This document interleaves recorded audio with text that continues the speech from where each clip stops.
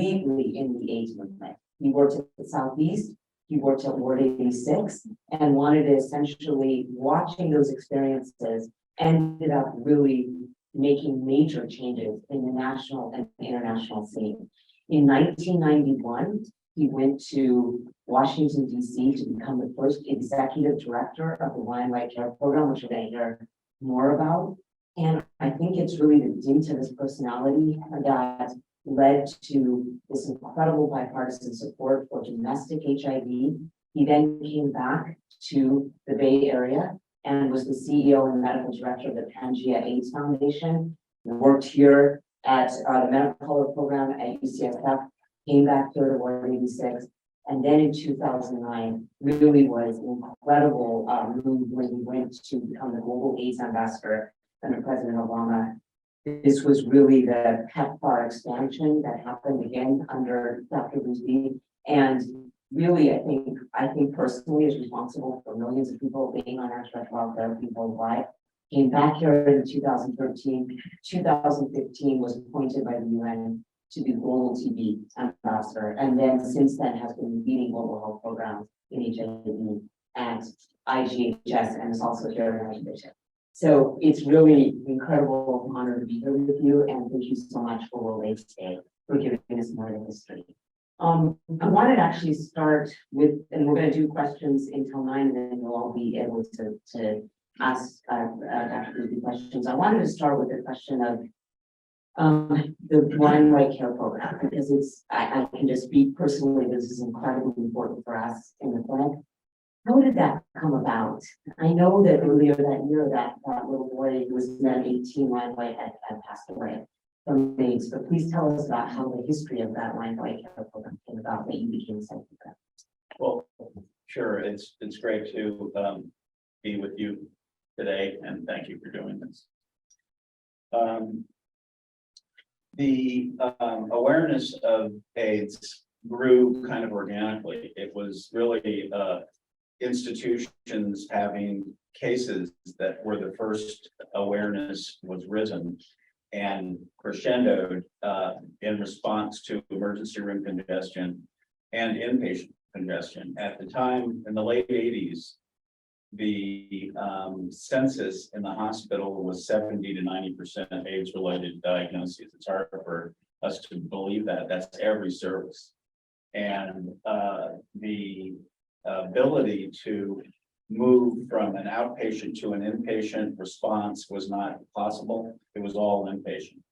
So the system did not pick people up until they were that ill and had OIs and were presenting themselves to the emergency room.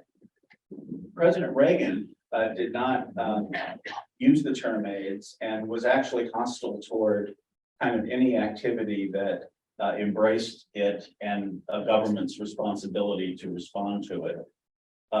He did eventually agree to set up an AIDS commission that went around to 12 epicenter cities. This is all in the late 80s, and did 2 to 3 day interviews with the community and looked and assessed what the burden of disease was and how each municipality was responding to it.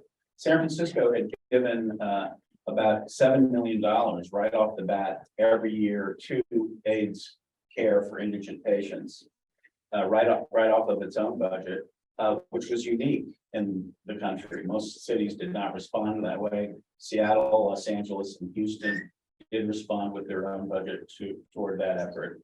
But the commission, with 3 day interviews, really did a engagement with the civil society of each city and assessed the burden that it presented to their medical delivery systems.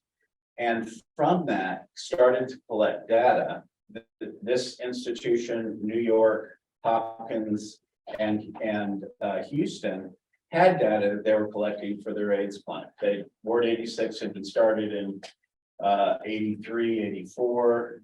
I had come off of Southeast Health Center, where HIV cases were the predominant disease that was crescendoing in the community, and people had not accepted it as a threat at that point. I would work on Ward 86 in those first few months when it was still on outside of 5A on 5C.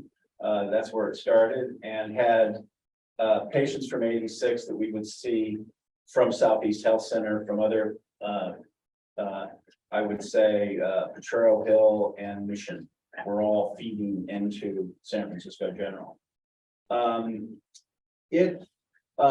That discussion from the AIDS Commission resulted in data and kind of white paper development that basically quantified the burden of inpatient care that the outbreak created in those epicenter cities, and became the argument for the legislation. Senator Kennedy and Hatch were co-sponsors of it, both ends of the political spectrum. And I, with about 6 other people, started writing it for about 6 months and helped put specifics in the legislation so we could really start to do 2 things. Saw the importance of community led responses. The orchestration of a response being based in the community gave a very different result. We had other cities that did not have that response, and we saw no effective engagement and checking of the spread.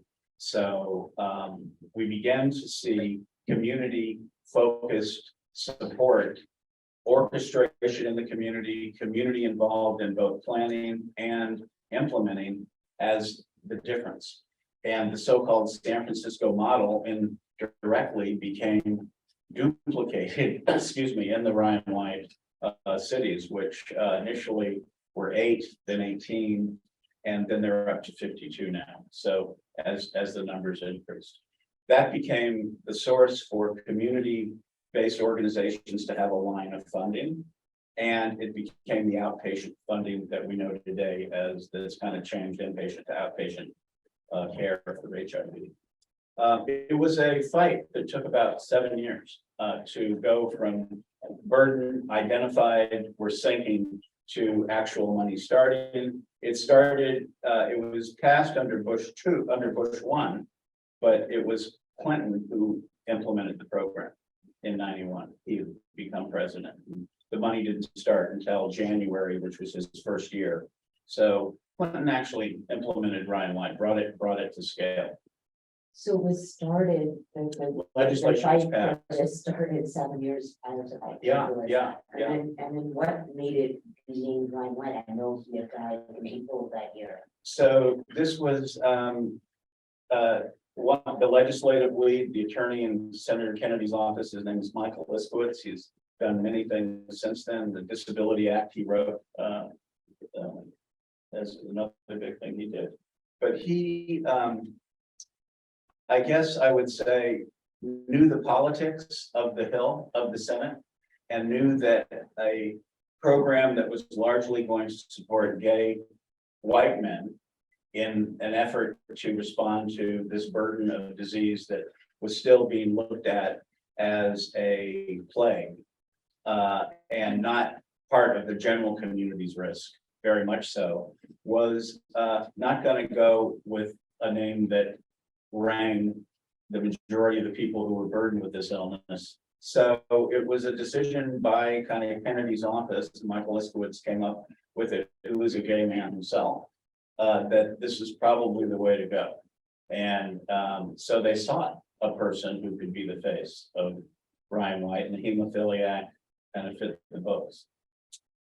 So, you know, you have watched in Congress since that time and been an incredible part of it, the bipartisan support. And I remember you telling me you took people to Sub-Saharan Africa, you took you know, sort of members of Congress who were not sure about continuing that far, and took them and literally showed them why they needed to support this program.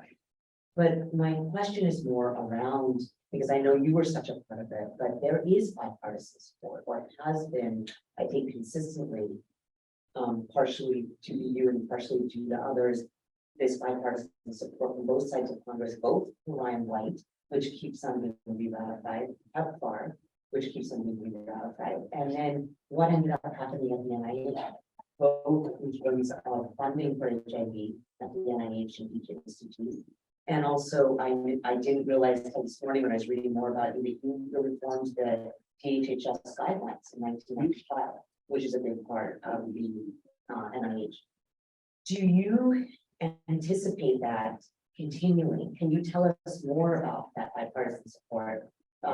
Shannon Taylor spoke to us as part of the CMAR for our launch, and we talked about how that is incredibly needed, especially in global health. Can you talk to us more about our hopes that that will continue both domestically and internationally? I can. It's critical that we have bipartisan support. President Bush 2, launched PEPFAR, and that gave him ownership of it. And the Republican side of the House and Senate respected that and have respected that in deliberations since. That's the reason Republicans support it. The reason they get excited about it and actually advocate for it are people who go on congressional codels, their trips to sites to see how the money's spent. The budget for Congress includes money to show appropriators what their money was spent on. So it's actually taken very seriously by Congress, and it's budgeted well. We don't have to find money to do it. But we did 3 a year and always took as many Republicans as we could get. This is how Lindsey Graham got energized about it, if you can believe that. And he is truly one of the strongest advocates for it. So people are complicated in terms of what they end up, supporting and being the heroes on, because he truly has brought more Republicans into supporting this than any other single senator. So I would say that that strategy has got to continue for both Ryan White and for PEPFAR. And if it doesn't, we will lose both. Do you anticipate it continuing? Please reassure us. It's not a given, but the people who have supported it have largely left, both the Senate and the House, retired. And so there's not that institutional cadre of individuals who were involved in its inception, except for a few, and we've resurrected them. President Bush, President Clinton, and President Obama are both actively involved in reauthorization efforts for both Ryan White and PEPFAR. President Bush wants to take the lead on the PEPFAR reauthorization. There's a lot of controversy around his foundation taking the lead on that, but they're certainly going to play a part. But it's that kind of inclusiveness without an assessment of their overall contribution. You let people in the tent who are supportive of your agenda, and in this particular instance, it is vitally important that be continued.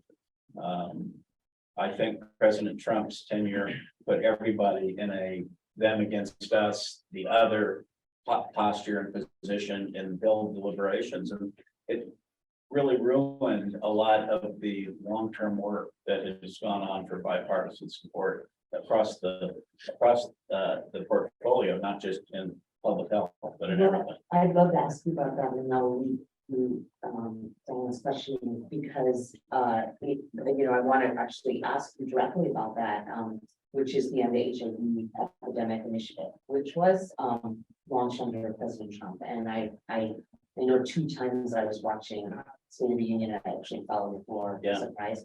And one was PEPFAR, the announcement in 2004. I actually really couldn't believe it. And then the second was the NHA Epidemic Initiative, which is continuing, which Biden has. We're still using that name, and that is continuing now. I wanted to ask about the support for that. It seems very wraparound in the way that we speak about some system model of care that will into the PEPFAR discussion.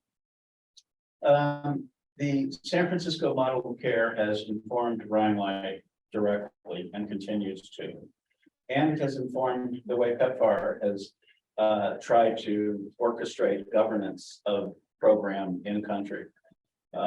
Brian White created a planning council, which was going to the chief elected official, the mayor usually of the city.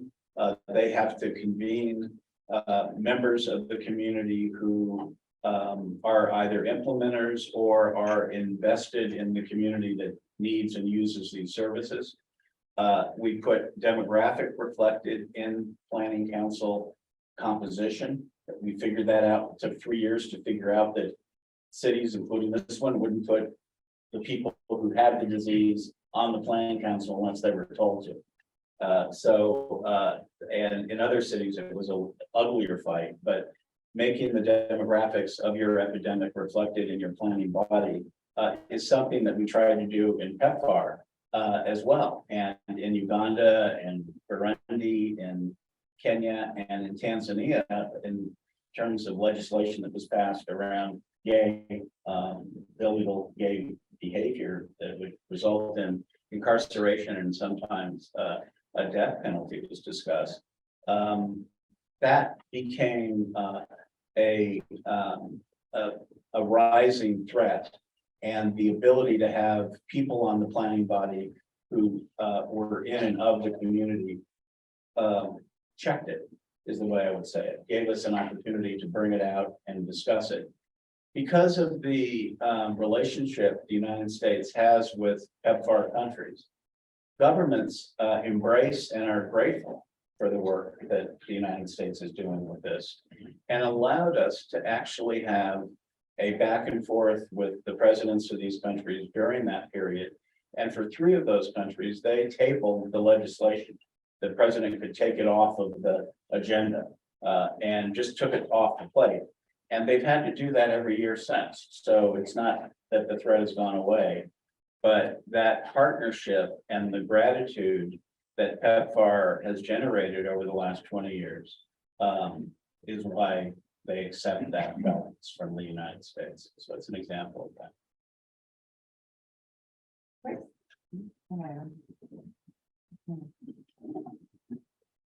Well, thanks. I'm now going to ask Dr. Goosby, Ambassador Goosby, a couple of questions. And before I start, as Monica said, Eric was appointed as the Global Ambassador for AIDS for PEPFAR in 2009 under the Obama administration and Hillary Clinton. I would say, arguably, this is the highest impact health post globally in the United States, and certainly for us who work in HIV. So this is my view, Eric, when you put the post kind of where we at. PEPFAR had launched under Bush. There was a lot of enthusiasm. There was bipartisan support. I went to dinner with Lindsey Graham, and I was astounded of the articulation of the importance of investing globally of this disease. But we had a problem at that time. It was launched, we were rationing therapy to the sickest people, and there was this term, and it just really made me angry, to call it treatment mortgage. And that was, how can we start treating a disease that is going to be lifelong when you took the post? And I just need to tell you, as Monica said, the reason there are 28 million people right now on antiretroviral therapy, you're looking at a man who helped make this happen.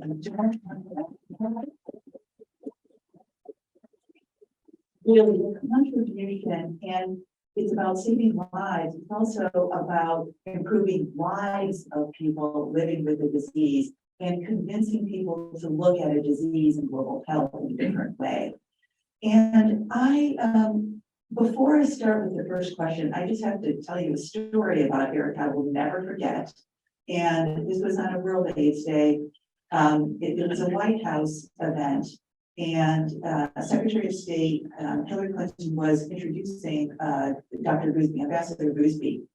And in her introduction, she said all these accolades, and then she said in such a genuine way, and you know what is different about Dr. Goosby here in Washington, D.C. on the Hill? He cares about people, and he cares about his patients.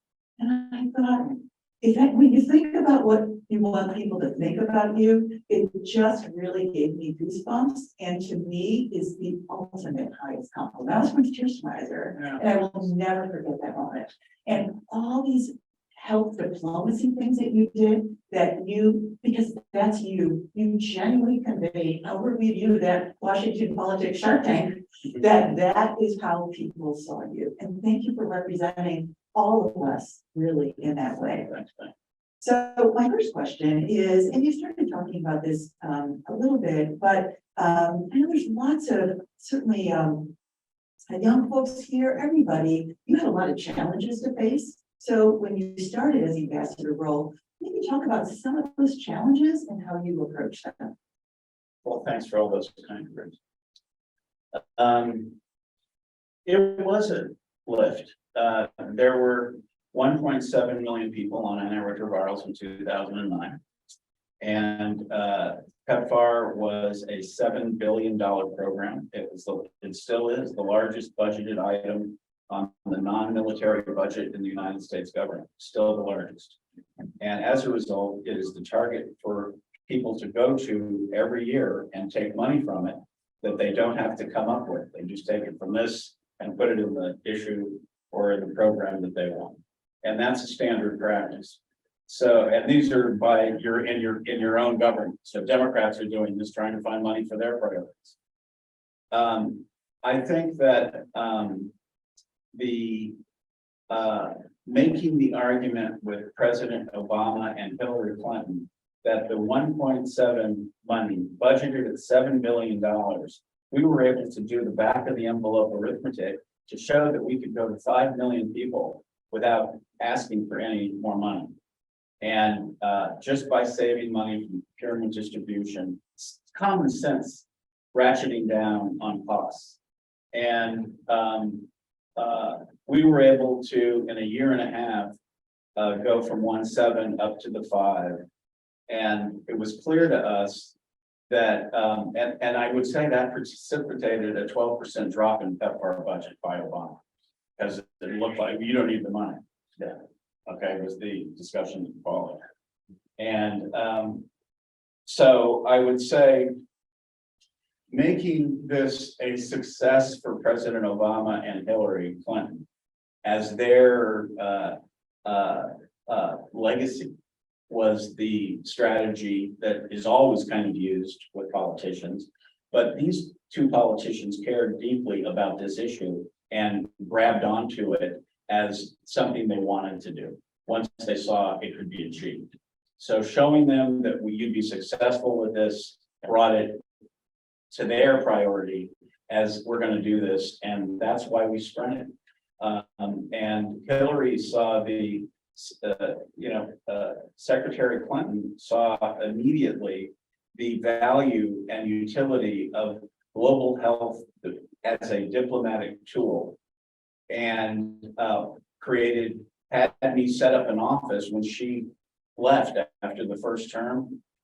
The reason I stayed for that year, for that 5th year, was to set up an office of diplomatic global health diplomacy in the office of the secretary, which kept a dialogue going that enabled every ambassador in whatever country to use global health programming as part of their diplomatic stew in what they discussed with the host country and what issues they pushed. We also got in writing a commitment from both the Secretary of State and the President that because this is a health program where we jumped over governments and started to set up parallel systems of care that were not the clinics and hospitals of the country. We brought people like us in and set up another system, bought and rented space and procurement distribution and formularies and pharmacies, and set up an entirely different system of care in the first PEPFAR. That was PEPFAR 1. I tried to push it to a more sustainable portfolio. And in doing that, I think did make it more sustained. And just by the fact that countries started to own it and not think of it as a donor coming in and doing something to them, even though that all was still going on. the embracing of their population and the decompression of inpatient services was shocking to delivery systems all over sub-Saharan Africa, Southeast Asia, and Eastern Europe. They were saturated on the inpatient side of it, and this program came along, and in 2 years, it was outpatient medicine. I think, commitment to not dismantle a program where we were the primary provider. The argument was with President Obama and the Secretary became an abandonment of care argument, that because we didn't put the country between us and the patient, we are the primary provider and we can't just step away from this. And that's why we need to work on giving it back, integrating it into the delivery system that is here, and give it back to the people who are charged and responsible for the healthcare of the population. Donors are completely out of that loop. There's no accountability. Decisions, priorities, and programs are made, and you never get feedback from the people who use the program. So this was a sea change, and one that anchored the program, and why it continued without even another discussion about interrupting it. So that really hasn't come back on the plate because the countries love it so much. People like Senator Graham become the strongest advocates when those discussions do pop up, and you're not, you know, suddenly they're arguing for you. So it's delicate, and I never thought I'd be in a situation like this where you're trying to bring people in that you politically are just very different from. But the good that came out of this and the role global health diplomacy can play in the greater good pursuit is huge. And President Obama saw that. President Trump did not see that. President Biden sees it, but it's been confounded with everything else. So they didn't focus on it for 2 years, is essentially what happened. Even with people beating drums and screaming, but so I kind of meandered around there. No. Thank you, Eric. There's so many things that, and we're just so appreciative and grateful. Many people in the audience who contributed and support your leadership role. And you continue to be very active. This is not just about history, it's about now. And Eric is so active, he's interacts with presidents, he gives advice all around the world, he's highly respected. Tell us your here and now view of global health, HIV going forward. I think the COVID insult to the planet showed us in many ways the importance of understanding a shared responsibility agenda. Poor countries are never going to be able to fully respond to a full throttled threat, and their failure to respond will spill over into the rest of the planet. So it is in everybody's interest to support a robust and effective identification of outbreak, how that outbreak is moving through the populations as it does so, and to have a surge capability for that outbreak in case finding that can be rapidly deployed when it still works, and not what we saw repeatedly with COVID. As the numbers go up, your case finding utility goes away, and understanding that, I think people really do see the importance of having that capability prime. The problem is no one still wants to pay for it, even after COVID.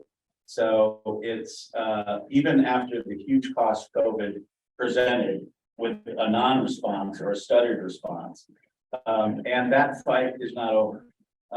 And the North-South disparity, the fact that most of the vaccinations have not occurred in the South still, and probably are going to move very slowly over the next few months. It's not going to kind of catch up quickly, is a fact. And I think that looking at new variant production and the inability to respond to that I believe is going to be this stuttered after the fact kind of catch up, talk about it a little bit, and then let it drift into the ether. Unless the G7 with the G20 backing understand this and demand that it happen. So our strategy for TB has been the same, to engage the G20, get them who carry the burden of the population and the disease, to insist that we relook at multilateral and donor support and come up with a strategy that allows for early identification in the surveillance context and convergence of resources to mitigate that the world mobilizes to the outbreak area and helps with the orchestration. The capability, the knowledge of what to do, it's all there. We're just not implementing. The story of TB, really, same story. I wasn't gonna let you off the hook when you were talking about the problem. It's like, what should we do? So you gave that answer. So we've got the WHO, we've got, these different bodies. How do you see and they all really do want to address the problem, but it's not happening, as you say. How do you view the G20 gets behind it? Not exactly what happened. I mean, there's many ways it could go, but give us one scenario. Yeah.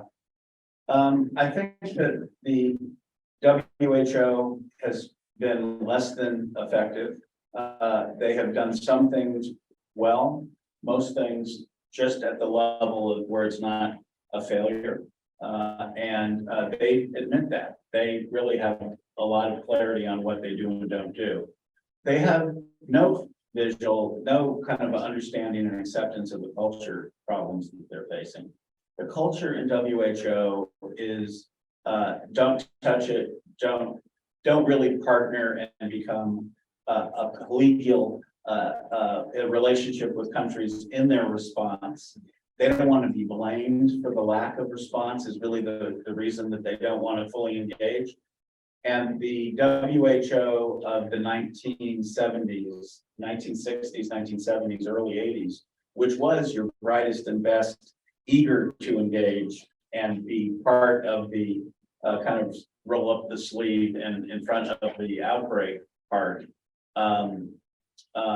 stopped. And kind of I just say this lovingly, a lot of the brighter brains stopped going to multilateral and went to universities.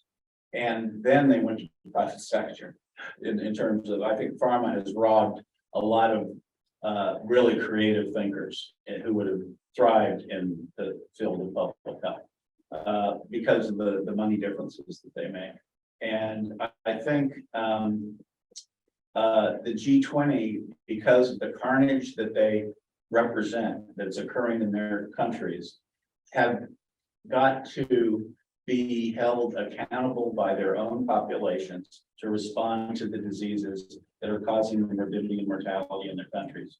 Right now, to some degree, because of donor resources infusing into these countries, governments have gotten off the hook. So they're not being blamed for the lack of HIV domestic money or the lack of a TB response. The fact that TB continues to be the leading infectious disease cause of death for most of these countries, year after year after year, with no outcry coming from the providers, the doctors and nurses who care for these patients, or from the patients themselves. So it's a failure kind of around the table to me. But the lack of accountability is the key. And infusing that in the G20, I believe, will make a difference. It goes back to the Ryan White creating a resource motor for community-based organizations. To expect them to volunteer their time is what we all did in HIV. They did it in COVID too. Let's get volunteers to do this and not think of what would make this a sustained response, a responsible response.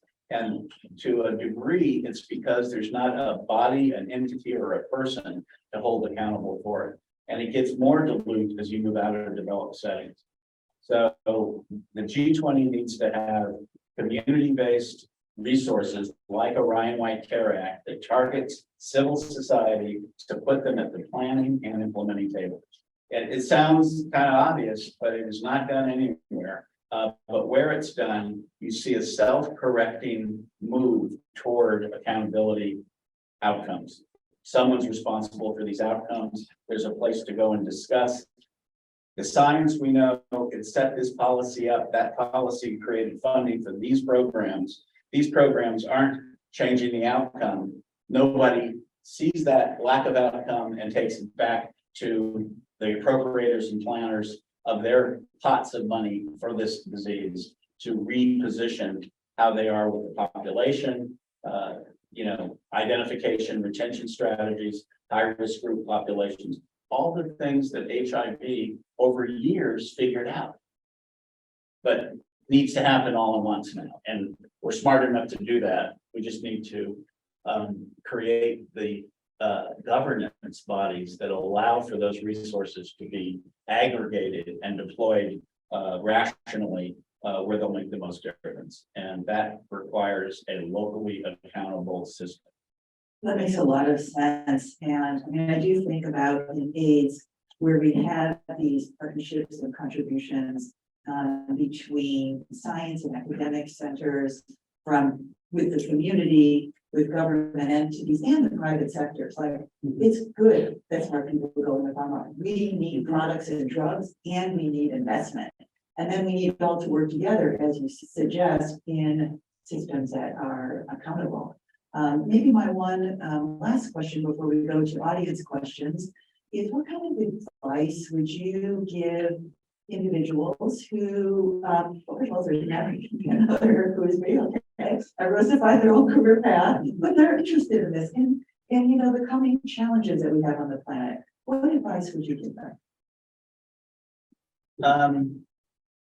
I guess my advice is to really think of yourself as needing to decide, as I think both of you have.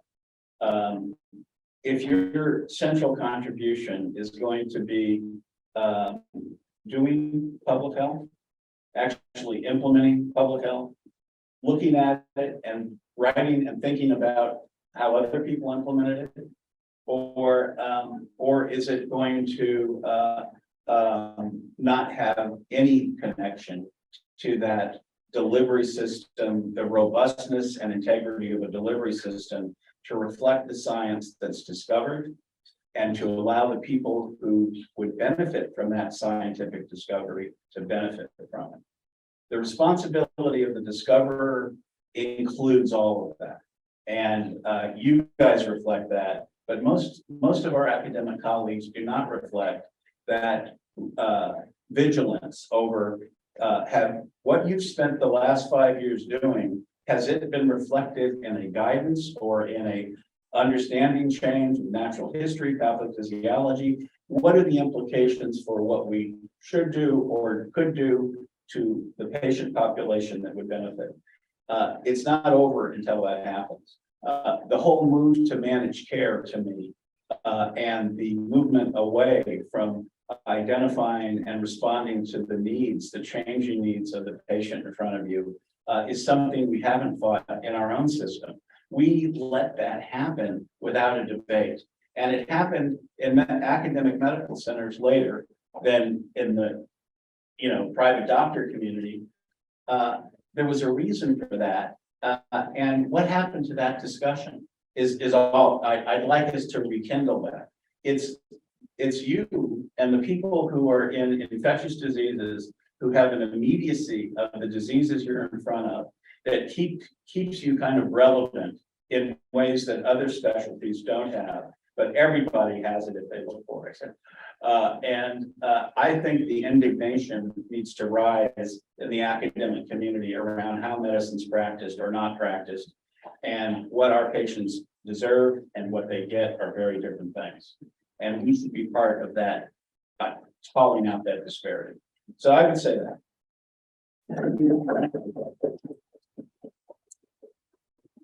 Well, I think now, Dr. Spinelli, you're going to take questions from the line. Yes. Good question.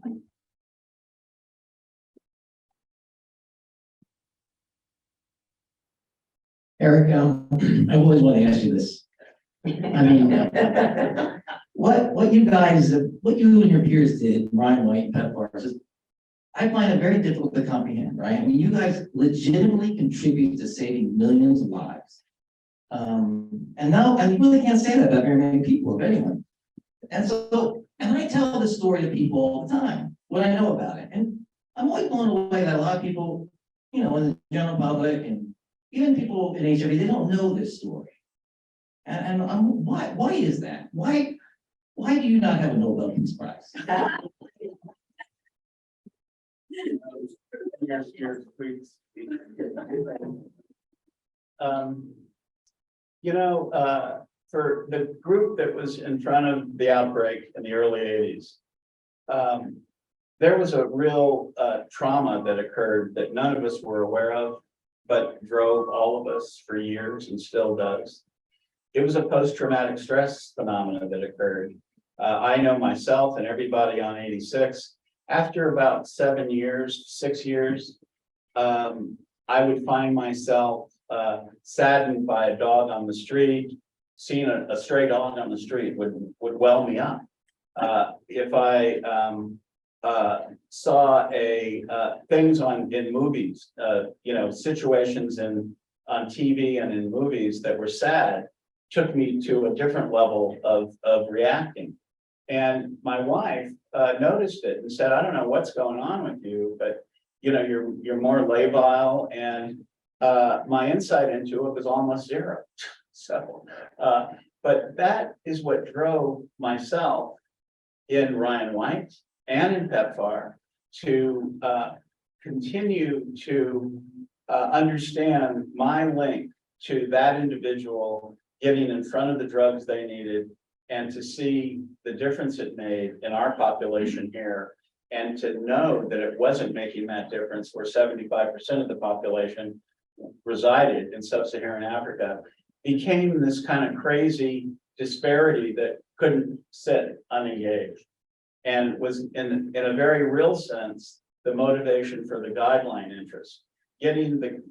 Setting up rapidly a federal approval of guidelines, and thank you for the long years of work you put on that, made the insurance companies have to pay for antiretrovirals, which they did not want to do in 1989 to 94. That was when that fight occurred, and it was the guidelines that kept them on the plate and funded. And we knew that, absolutely knew that. We were fought in the government not to do the guidelines because they didn't want to do it. NIH didn't want to do the guidelines because if we did the guidelines, the government would have to pay for it. That was the rationale. So so in Donna Shalala's office, I was the director of HIV/AIDS policy for HHS, and took that need and convened the guidelines in 14 years. It did it for 14 years, but was the secretariat for the guidelines, got Tony and John Bartlett, myself as the first chairs of that, did it for about 5 years, and then it went to a rotating chair, and it became what it became today. OAR took it over after about 7 years, so it's now in NI. But that was a funny story, but it's where Tony and Jack Whitescarver all got close. That was where the friendships developed in those fights. Anyway, so it's kind of a strange answer, but it is the damage that was done and the inability to leave it that kept. And if you look at that early cadre, the vast majority of them are still engaged in some substantive piece of it. It's true. But Eric, I mean, you're a very modest man.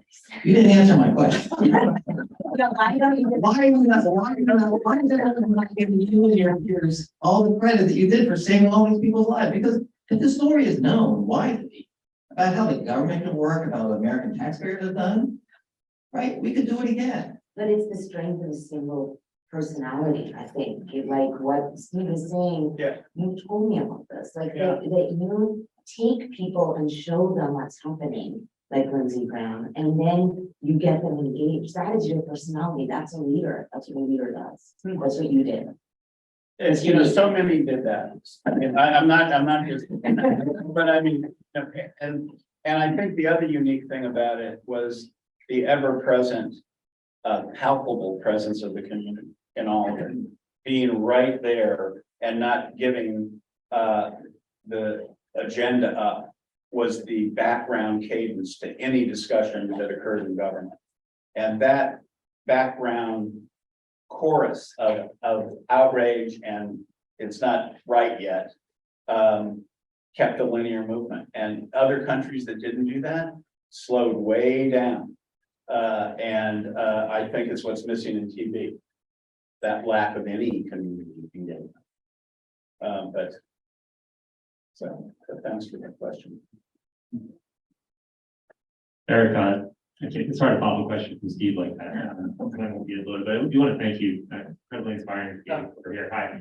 I had two kind of folded together questions. One is about this notion of HIV care as a platform to, rising tide lifts all boats, as HIV is a platform for outpatient primary care and integration.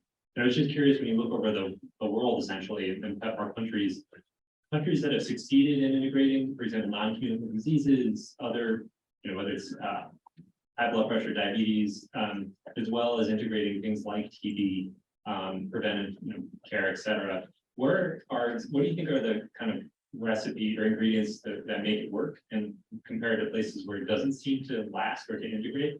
That's one aspect. And then the second question is, speaking of working with communities, the sense from my looking at where we are now with HIV, it seems like both in San Francisco, US, and in many parts of the world, getting out of clinics and actually into communities. And you look at our viral suppression rate of homeless individuals in San Francisco, or whether it's people with TB who are, have the disease and don't even know it out in the community. To what extent do you think PEPFAR or other international organizations should be investing, thinking about paying the community health workers or community-based organizations to actually be part of that continuum? You talked about inpatient, outpatient. What about inpatient, outpatient community? I know you've alluded to it, but those are two aspects. I'm just curious about your thoughts. Thanks. Thank you. Those are great questions. The need for an integrated healthcare system is present. It's ubiquitous in every country, across disciplines. The idea that we can create islands of excellence is a mistake. I'll just say it flatly. The donor approach to doing this has been islands of excellence. They contribute, but they don't take anything to scale. And this is about moving things to scale. It's not doing 2 clinics in the capital and 1 hospital. It's about taking it outside of the capital, doing 300 clinics and 4 hospitals. That's the typical scale up. And if you're not on that level with it, you're not creating a delivery system that's going to reach the need. So being a donor, you don't get that feedback. You just go ahead merrily thinking you're doing good wherever you do it, and you are in that sense. But the good you're not doing because of the model you've chosen is no one discusses that with you. So I believe integrated care must be the way we go. I think that healthcare extensions are critical and are effective, but they can't dilute the delivery system itself so what I've seen, all with good intention, is movement away of supporting doctors and nurse training and move to a healthcare worker with 3 to 6 months of instruction is going to completely replace it.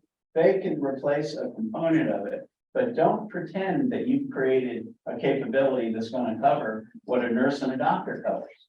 And we need them to complete the need, the response to the need, and the expectation to the response to the need. And so with that qualifier, absolutely, a one-stop shop should be a thing of the past. There should be referral capability in HIV for harder cases. That's clear. We need to accommodate those types of needs for subspecialties, but generally we should be supporting primary care delivery systems. Family practice training is the better package than an internal medicine training in every country I've been in. We look at kids and we look at pregnant women. and we don't know what to do, right? We feel completely uncomfortable with all of it. And with not a lot of training, you could feel a whole lot more comfortable, but they shouldn't be training subspecialists. But every country is training subspecialists because they're all donor funded. European donors are US donors. So you see that same pattern coming out. We're not making it better. I think the work that is understanding the need, application, appropriateness of it for community care versus outpatient clinic care in a primary care type clinic across subspecialties is important to do to prove it. But I think common sense goes a long way with it. Most every country is not trying to set up, centers of, hypertension clinic or coronary artery disease clinic. Many are doing diabetic clinics because it's easier to take better care of people that way. But I think you're on to the key, the elephant in the room for global health is how to reconcile those needs, those competing needs. Thank you. You did one last question? Maybe I can, Eric, thanks again for being so inspirational and bringing this today. And your response to Steve's question, and also, Monica touched on this, but what you didn't say about yourself is that you don't seek the limelight. You don't need to be the person out in front of the cameras trumpeting the accomplishments. And that's no doubt one of the reasons why you've been so effective. And I wonder now, in this age of hyper partisanship, after the last administration, people like Tony Fauci, who also nurture those relationships, bipartisan relationships over the years, has become a lightning rod of criticism. How do we see ourselves into the future and re-strengthen those relationships, behind the scenes, not in front of the cameras, but nurture those relationships across the aisle to get us on a more sustainable path moving forward? Great question. I'm not sure how to do it. It is trying to explain the science to both sides of the aisle as the kind of introductory engagement. Tony became a master at taking complex ideas, making them simple, and explaining them to the person who's going to make the decision, and making sure they really understand it, because that's the function. It really is to staff that person so they can make not only an informed but a creative decision with these issues. And it's your responsibility as that scientific advisor to make sure that they understand it. So, and that has to be taken really seriously, because they don't know when they don't. Tony was a master at that, still is, and did it in a way that that enhanced his credibility. And he did it by being honest always, and taking and prioritizing the controversial issue for that policymaker, so they don't come into a meeting and get blindsided. And that created trust between that principal and Tony that you can't destroy, because you were there for them with honest truth to enable them to honestly engage and respond to a question. And over time, that person that you're feeding that information to naturally gravitates to better decisions. I've seen that. Bush too is an example of that. But every politician is not an expert in this stuff, but they're going to make the decision, and they need to understand that that decision has implications for real people for years often, and may have a life-threatening implication. And those moments are very need to be pulled out and explained to that individual very clearly. It is a real contribution to be able to do that. And I see it as that. When I think about conversations that if they didn't happen and the decisions that we prevented from happening, we've done more damage control from stupid decisions that were about to go out the door than the actual decisions. So. Yeah. Dr. Goosby, some closing remarks. Oh, well, thanks for this. This was a huge ego stroke. I can't even know, I guess. But I'm grateful for that deeply. I'm grateful for it because you can't pay for that. But I would say, I think that the role of academic medical centers and infectious disease specialists in particular, you are in front of diseases that keep you relevant. And the thing that I would ask that you put onto your long train of tasks, commitments, and obligations is the obligation to